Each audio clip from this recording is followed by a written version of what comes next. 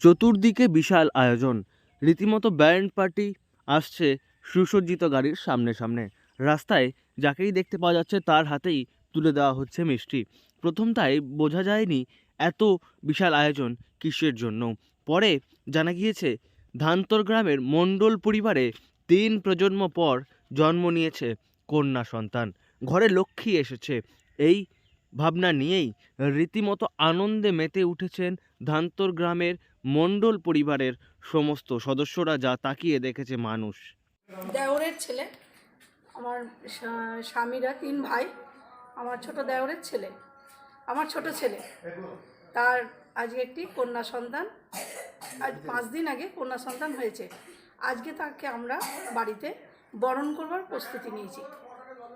এই হিসেবে নিয়েছি যে পৌষ মাস, লক্ষ্মী মাস, এটা ঠিক আছে, কিন্তু আমাদের শ্বশুরমশাইয়ের মানে পুরুষ থেকে মানে পূর্বপুরুষ থেকে আমাদের কোনো কন্যা সন্তান হয়নি। তারপরে এই জন্য আমাদের এই পুরুষের 3 জেনারেশনের আজ কন্যা সন্তান হয়েছে।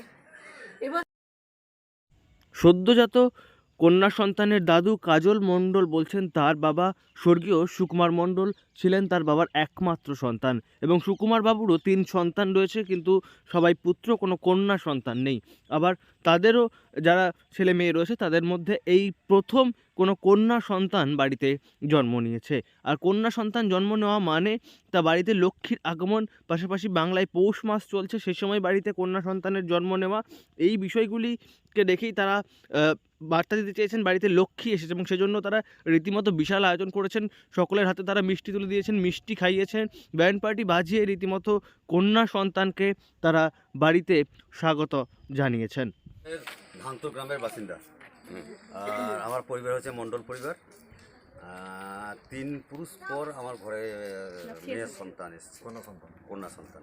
ওই জন্যেই কন্যা সন্তানকে সবাই অবহেলা করে, ওই কারণে আমরা মানুষকে দেখাতে চাই বা বলতে চাই যে কন্যা যেমন পুত্রও সেরকম, এই বার্তা। হ্যাঁ, ওই জন্যে এইসব ব্যবস্থা।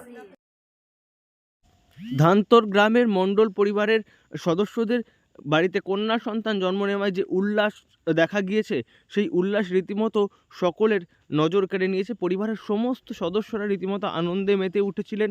বাড়ির ছোট থেকে বড় সকলে মিলেই অপেক্ষা করেছেন দীর্ঘ সময় রাস্তায় দাঁড়িয়ে বাড়ির নতুন সদস্যকে শুভেচ্ছা জানাতে, এবং একই সঙ্গে বিশাল উৎসবেরও আয়োজন করেছিলেন তারা কন্যা সন্তানের জন্ম উপলক্ষে। কাঁকসা থেকে নয়ন ঘোষের রিপোর্ট, লোকাল 18 বাংলা।